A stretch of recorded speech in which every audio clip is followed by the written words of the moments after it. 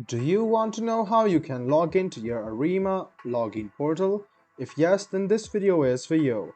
Hello and welcome to One2Step. It's your host back again with yet another interesting tutorial video. In this video, I'm going to teach you how you can log into your Arrima account.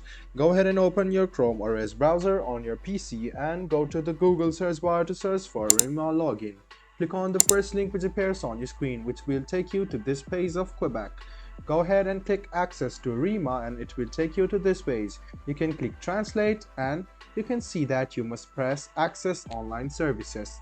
Click on the first one and then click translate again and you can see this login portal.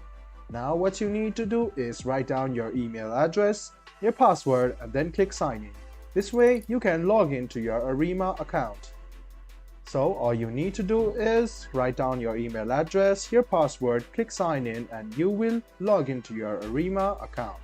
If you have forgotten your password, click forgot your password, and if you want to create an account, click create an account and create a Arrima account for yourself. I hope this video about how you can log into your Arrima account was helpful for you. If you still have any kind of confusion, please do mention us on the comment section down below. Like the video, subscribe to the channel and do hit the bell button for more.